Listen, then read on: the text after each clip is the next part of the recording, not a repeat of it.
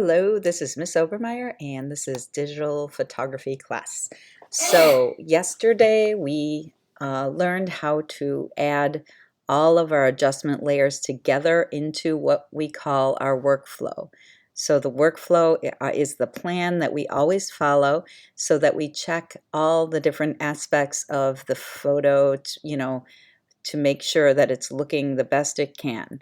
So again, just to review, we added the levels layer to, to check the black and white point and possibly reset them. We added the curves layer to check the midtones, possibly add or lower the contrast or raise the contrast.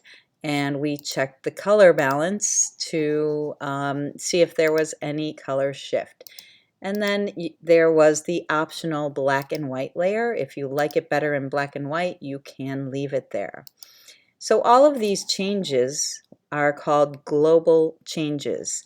So each of these layers is almost like a little piece of plastic or glass that does a specific thing to the photo.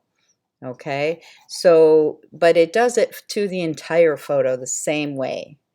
All right, and we can take these, we can take these layers off and on, see what it would look like without them.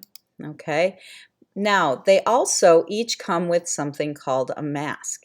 And once you learn how to mask, you can really fine-tune different sections. It allows you to select certain areas to edit it differently, than the rest of that layer.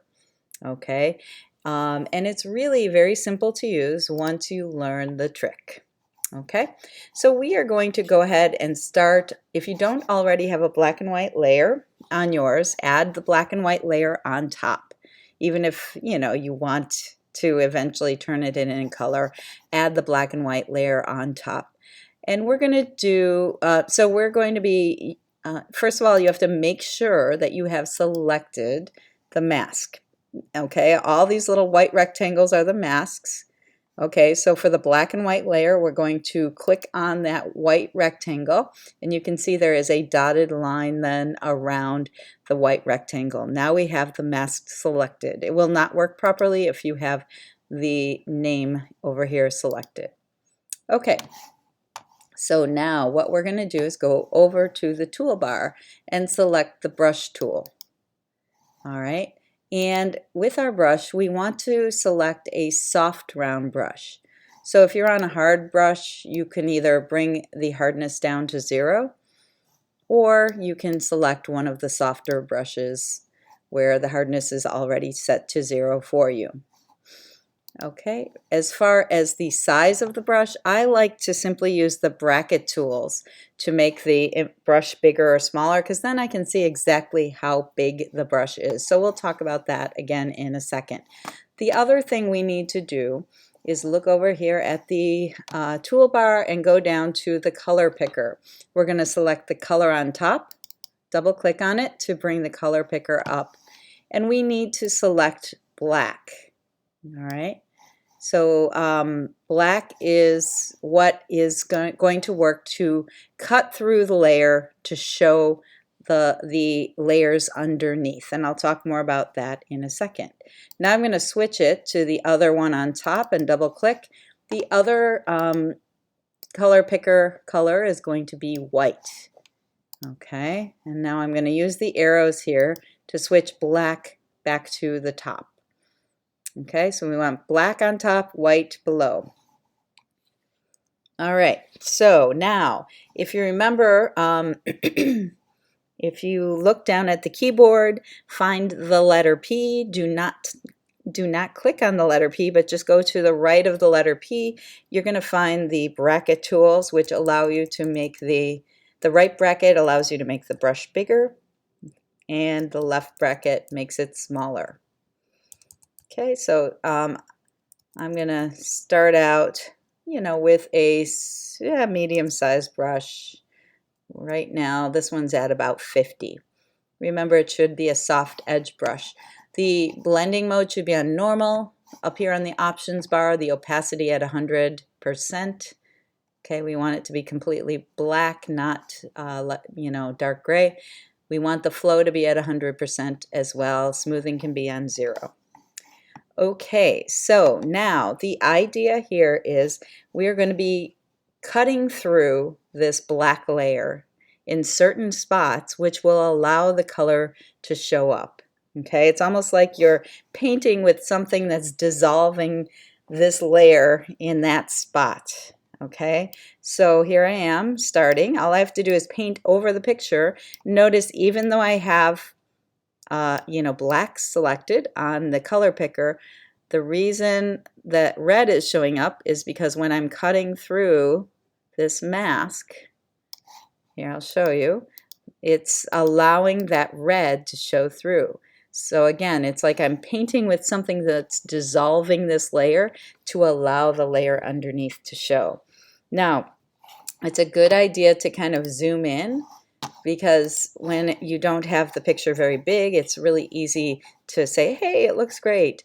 When you zoom in a little bit, you might find that you've accidentally gone over a little bit. Okay, if you have gone over a little bit, I think I did a pretty good job here. This is a fairly easy one to do because most of the things around the edge here are really just white and black anyways. So it's a pretty simple one to do. Now if I accidentally go over here and add some green in, then I'm going to have to switch from black to white. So I'm going to switch to white on top over here on the color picker using the double arrows here. And now I can go back over the part that I accidentally allowed to turn green, or that I accidentally painted black, allowing the green to show through.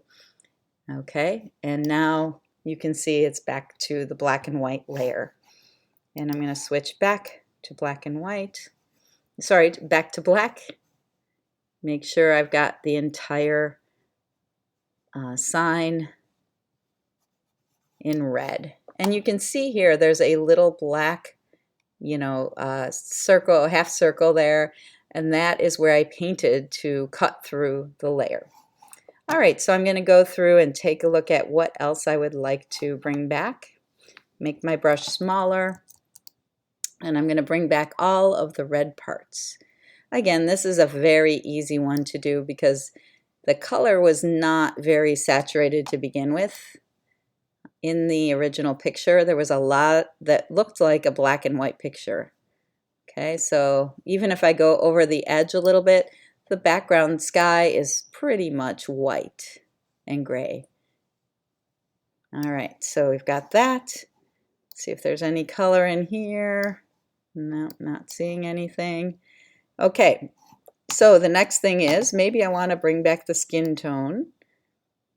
So I'm going to paint over that. Again, this particular one is very easy to do. Sometimes, if this was a different color behind it, I'd probably have to go back with white and clean up the edges a little bit. Okay, and the last thing I'm going to do here is the glasses, because they're kind of a magenta color. There we go. Okay, and there I could probably use a little cleaning up. There's a little bit of magenta that kind of spilled over onto the white. It's probably a reflection on the sheet. There we go. Okay, so now this is called selective color because I'm selectively cutting through the black layer. I'm cutting through the black layer and selectively bringing back certain parts to color. Okay, now you can do this with any of the layers. One thing that I kind of didn't like, once I added the curves layer to make the ghost a little bit brighter in tone, okay, make the highlights a little whiter, I did not like that the sky got lighter too. So what I'm going to do now, I'm going to turn off the black and white layer for a second so you can see this a little bit more. Okay, so I'm going to go to the curves layer and I'm going to click on that mask. Okay, and what I want to do is cut through the curves layer with my black brush, so I have to make sure, switch black to top. I still want the brush, and I still want it to be a soft edge brush. The option settings should be the same, 100% opacity, flow, and 0% smoothing is fine. Okay, I'm using my bracket tools to make it a little bigger so I can get this done fairly quickly. Okay, and I'm painting it back. You can see the sky getting a little bit darker. Okay, when I get closer, I want to make sure I don't get a white halo around and, the object. So I want to make my brush a little smaller so I can get in a little closer. And I want to make sure I get all of this negative space that's between the bottom of the arm here and the grass. Okay, make sure I get that. Again, it doesn't, since I have a soft edge brush, it's pretty nicely blended, even if I kind of bring back some of the darker area in the railroad crossing sign. It doesn't look too different than the rest anyways. Okay. All right, and you can see over here where I am painting black and cutting through that curves layer.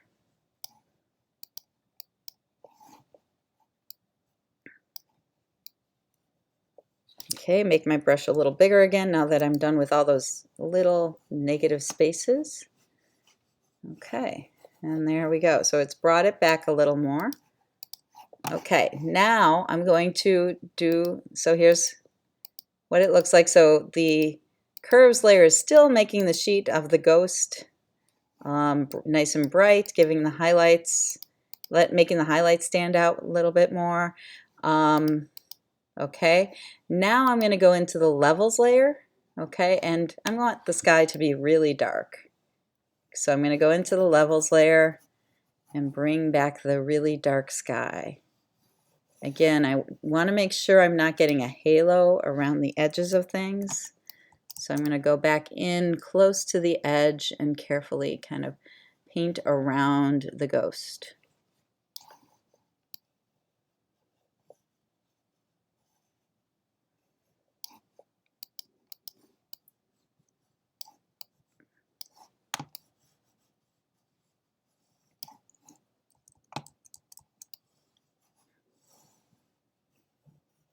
Okay, so now we can see that the sky is nice and dark.